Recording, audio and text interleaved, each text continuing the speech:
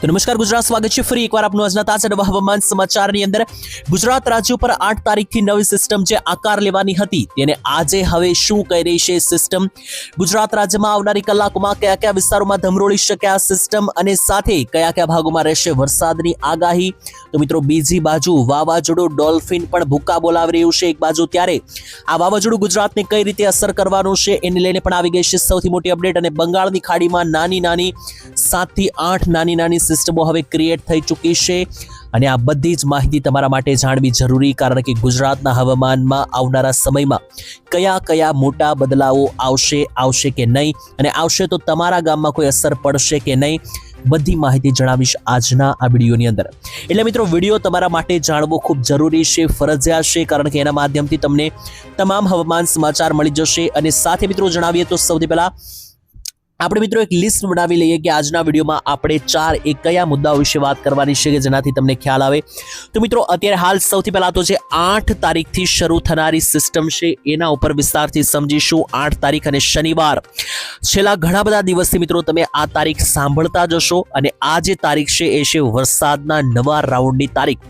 અંબાલાલ પટેલે પણ કહ્યું હતું કે 8 થી લઈને 15 તારીખ સુધી જોવા મળશે ગુજરાત રાજ્યમાં વરસાદનો નવો રાઉન્ડ। તો 8 તારીખ તો હવે આવી ગઈ છે।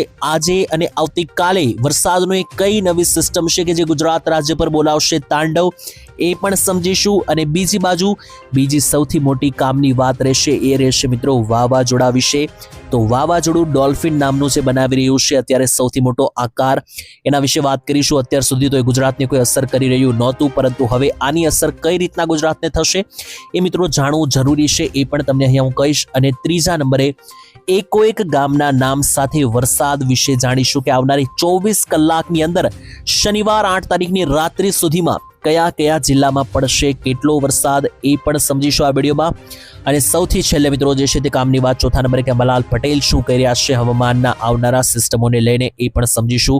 કેટલાક ફોટા નકશા આવી રહ્યા છે એ પણ જોઈ લઈશું આજના વિડીયોની અંદર।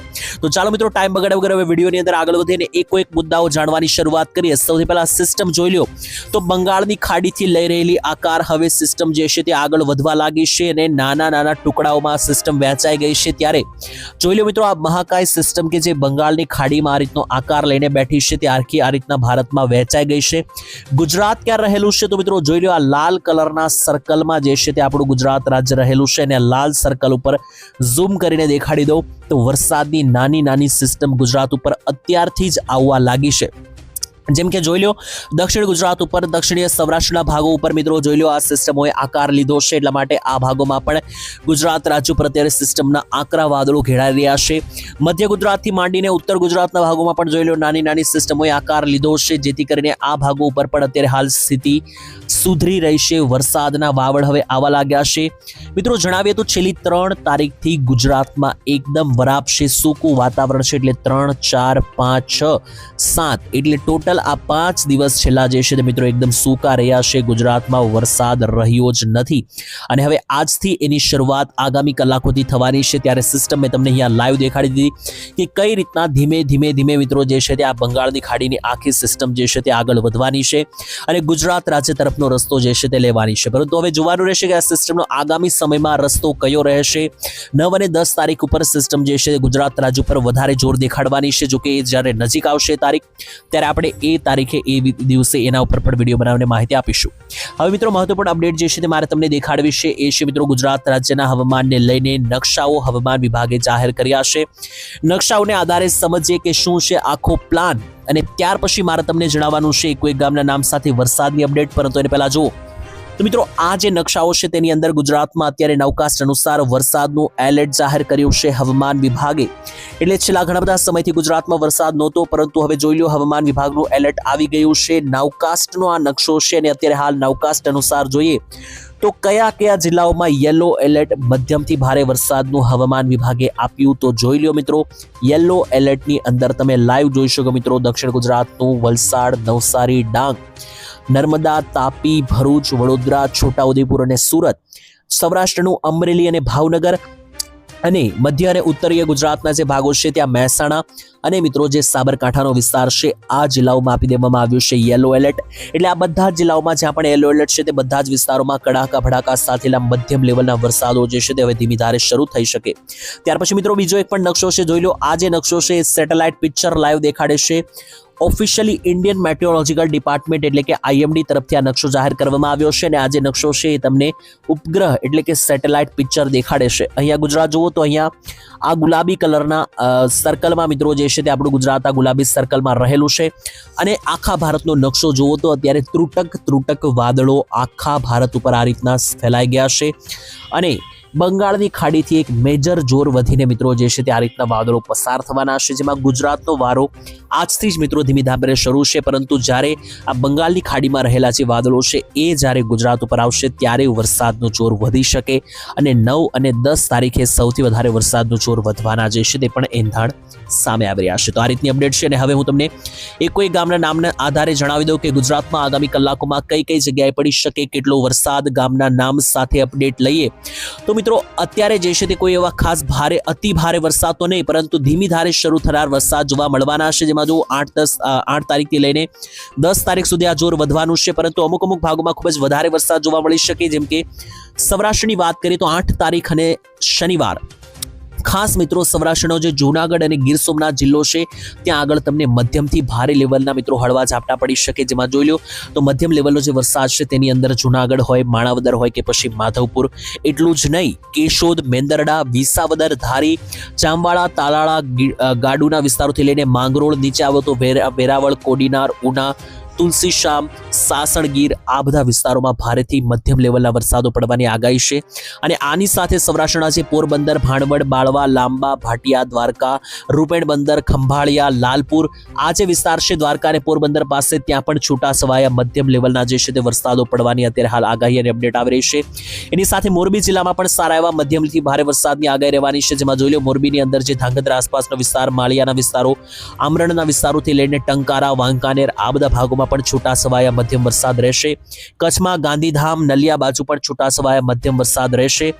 આની સાથે મિત્રો મોરબીથી અમદાવાદનો જે પટ્ટો બને છે, ગાંધીનગર પછી વિરમગામથી લઈને બાયડ, લુણાવાડા, ગોધરા, નડિયાદ, ડાકોર, આણંદથી માંડીને મિત્રો વડોદરા, બોડેલી, છોટાઉદેપુર આ મિત્રો મધ્ય ગુજરાતના ભાગોમાં પણ ભારેથી મધ્યમ લેવલના વરસાદો પડવાની આગાહી છે. અને ઉત્તર ગુજરાતમાં પણ આગાહી છે મિત્રો. ઉત્તર ગુજરાતમાં એકદમ હળવા છૂટા છવાયા રેડા ઝાપટા પડી શકે, જેમાં સિદ્ધપુર, પાટણ, ઊંઝા, મણિયારી, મહેસાણા, મોડાસા, પ્રાંતિજ, બાયડ, ઈડર, ખેડબ્રહ્મા અને સાબરકાંઠા જિલ્લાની આસપાસ જે છે તે ઝાપટાઓ પડવાની આગાહી છે. દક્ષિણ ગુજરાતમાં પણ જોઈ લો છેલ્લે તો દક્ષિણ ગુજરાતમાં અમુક જિલ્લાઓમાં ભારે વરસાદ પણ પડી શકે, જેમ કે વલસાડ હોય, નવસારી હોય, આહવા, ડાંગ, વ્યારા, બારડોલી આ ભાગોની અંદર છૂટાછવાયા મધ્યમ લેવલના વરસાદો પડી શકે.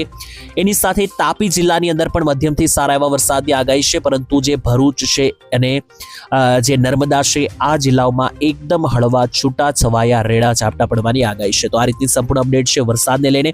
હવે સમજીએ વાવાઝોડા ડોલ્ફિન વિશે શું કર્યું છે વાવાઝોડું ડોલ્ફિન. તો મિત્રો ડોલ્ફિન જે વાવાઝોડું છે એ અત્યારે હાલ લગાતાર આગળ તો વધી રહ્યું છે, પરંતુ એક મોટી વાત એ છે કે આ ડોલ્ફિન વાવાઝોડાના કારણે વાદળો જે છે તે ખેંચાઈ રહ્યા છે ગુજરાત તરફથી. જ્યાં મિત્રો પેસિફિક મહાસાગર, ચાઇના અને જાપાન બોર્ડર પાસે બનેલા છે બે સૌથી મોટા અત્યારે વાવાઝોડા. એકને તો નામ આપવામાં આવ્યું છે ડોલ્ફિન અને બીજા વાવાઝોડાનું કોઈ નામકરણ થયું નથી, પરંતુ પહેલું જે આ વાવાઝોડું ડોલ્ફિન છે છેલ્લા 7 દિવસથી તાંડવ મચાવી રહ્યું છે પેસિફિક મહાસાગરમાં. ઝડપ છે મિત્રો 150 થી વધારે કિલોમીટરની. હવે આ વાવાઝોડાનું શું છે તો મિત્રો આ વાવાઝોડું જે છે તે ખાસ ઘણું બધું દૂર છે ભારતથી અને ગુજરાતથી. એથી ડાયરેક્ટ કોઈ એવી મોટી અસર એટલે કે નુકસાની આવું કોઈ થવાનું નથી, પરંતુ આ વાવાઝોડું એક રીતે નુકસાન પહોંચાડી રહ્યું છે ગુજરાતને. કઈ રીતે તો જેટલી પણ બંગાળની ખાડીની સિસ્ટમ છે આ વાવાઝોડું બધી એની તરફ ખેંચી રહ્યું છે. એટલે જે વાદળો ગુજરાત તરફ છે, ભારત તરફ છે, બંગાળની ખાડીથી ગુજરાત તરફ આવવાના હતા, મોટા ભાગના વાદળો અને મોટા ભાગની સિસ્ટમો આ વાવાઝોડું ડોલ્ફિન જે છે તે પોતાની તરફ ખેંચી રહ્યું છે. એટલા માટે સિસ્ટમો બંગાળની ખાડીથી ખેંચાઈ રહી છે. આ માત્ર વાવાઝોડાનો એક પ્રોબ્લેમ છે. બાકી આ વાવાઝોડાથી ગુજરાતમાં તો શું ભારતને પણ કોઈ મોટી અસર એ નુકસાનના રીતે મિત્રો જે છે તે થવાની નથી કે કોઈ પણ પ્રકારે મોટી બીજી પણ અસર થવાની નથી. તો મિત્રો આજ માટે હવે આટલું જ રાખીએ છીએ આ વિડીયોની અંદર.